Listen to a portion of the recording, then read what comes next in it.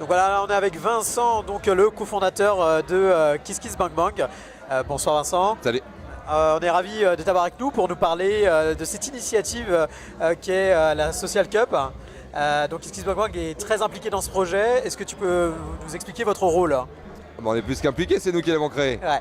Donc du coup, on a monté ça avec Make Sense, avec qui on est très proche. Ouais. Parce qu'on fréquente beaucoup d'entrepreneurs sociaux qui sont plutôt matures. Ouais. Et on s'est dit qu'il fallait aider l'entrepreneuriat social à émerger dès le plus jeune âge et dès l'école pour que les étudiants soient déjà entrepreneurs pendant l'école pour éviter d'aller s'insérer dans des grosses boîtes dans lesquelles ils vont perdre leur temps pendant des années et des années. Donc ça, c'est notre motivation réelle. Et pour ça, il fallait un partenaire financier qui ait du sens. Et donc on s'est rapproché d'un partenaire avec qui on travaille beaucoup, qui s'appelle la Banque Postale, Ouais. qui est présent sur quasi tous les événements qu'on monte. Et donc on a décidé de créer une première étape de la Coupe avec 8 villes impliquées, et avec une finale auquel vous venez d'assister à Paris. Et j'espère que l'année prochaine, on pourra passer à 16 villes, peut-être l'année d'après à 32 villes. Voilà, donc on est très content de l'édition numéro 1. D'accord, très bien. Alors, en gros, comment ça se passe? Comment les gens, comment les porteurs de projets ont pu participer à ce concours? Alors, en fait, c'est assez simple. On contacte 3 types d'écoles par ville. L'école de design, une école de business et une école tech.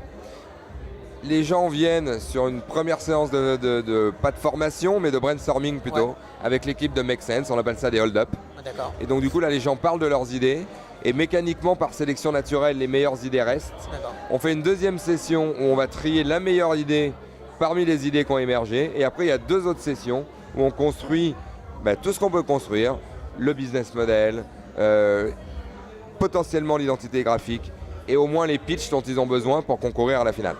Et donc du coup, ça se fait dans chaque ville. Et dans chaque ville sort donc un projet gagnant. D'accord. Et les 8 projets gagnants sont venus à Paris aujourd'hui. Et ils ont pitché tous les 8 dans un quart de finale. Les 4 gagnants ont pitché dans la demi-finale. Et les 2 gagnants des demi-finales sont retrouvés en finale. D'accord, alors juste, donc on l'a vu ce soir ici à Paris pour les finales.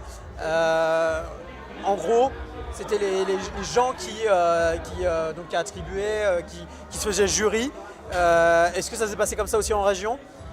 Alors en région, non, en région c'est Make Sense qui, sur la base d'un travail collaboratif avec les étudiants, ont fini par décider quel projet devait être porté par l'intégralité de l'équipe. D'accord. Donc du coup, il n'y a pas eu d'élimination, c'est vraiment un vrai travail collaboratif, D'accord. d'intelligence collective, où naturellement les gens participent et s'auto-éliminent avec leur projet quand ils voient qu'un projet est meilleur.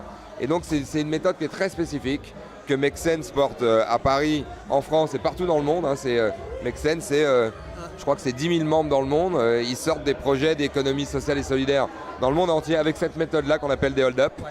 où ils arrivent à créer un entonnoir qui permet d'une équipe très large de sortir le meilleur projet. Et c'est une méthode qui est formidable. D'accord, très bien. Et quel est l'apport de KissKissBankBank dans le projet? En tout cas, à quoi La plateforme.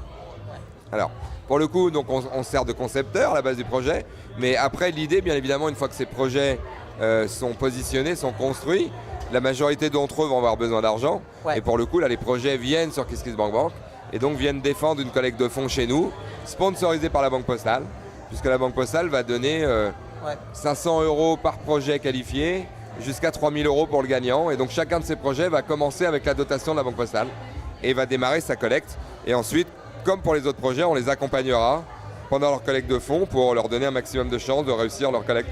D'accord. Alors c'était votre premier gros événement avec des étudiants entrepreneurs ou Ouais. vous en faites d'autres dans l'année?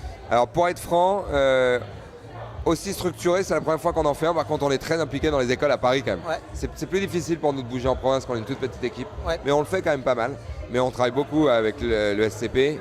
On a toujours participé aux sessions d'entrepreneuriat de l'ESCP, HEC aussi, Sciences Po aussi, des écoles moins prestigieuses, des écoles de design, des écoles de mode. On a passé beaucoup de temps à l'IFM cette année. Ouais. Donc on est quand même très présent dans le milieu étudiant. Et on se délecte de voir ces générations d'étudiants qui passent et qui grandissent chaque année. On s'en rappelait tout à l'heure avec Adrien. La première fois qu'on était à l'ESCP il y a 6 ans, sur le cours et la session d'entrepreneuriat avec KissKissBank, il y avait 3 personnes. L'année dernière, il y en avait 45. Et je pense que cette année, il y en a 60 ou 70. Donc ça veut dire qu'en 5 ans, on aura multiplié peut-être par 10 ou par 20 le nombre d'étudiants à l'ESCP, et j'imagine que dans les autres écoles, ce sera la même proportion, à peu près par 20 la proportion d'étudiants qui ont envie de devenir entrepreneurs. Et pour la plupart d'entre eux, c'est des projets justement qui rentrent souvent dans l'économie sociale et solidaire, qui rentrent dans l'économie collaborative, parce que vous êtes la génération qui doit changer le monde, et vous êtes la génération qui comprend aujourd'hui que les mécanismes sur lesquels on a construit la société de maintenant ne marchent plus, et qu'il faut changer les choses. Et en l'occurrence, qui de mieux que les étudiants peuvent porter cette pensée-là? Personne d'autre, parce que vous n'avez pas de compromis à faire, vous n'avez pas d'historique avec lequel vous devez composer, l'avenir est devant vous, vous n'avez pas encore d'enfants, vous n'avez pas encore de famille, vous êtes encore à l'âge où on peut prendre tous les risques, et du coup on pense que c'est la génération idéale pour vraiment forcer les choses. Donc c'est votre message aux étudiants aujourd'hui? Oui, notre message c'est toujours le même, c'est libérer la créativité, ayez confiance en vous, et ayez qu'un seul objectif, changer le monde. Bon.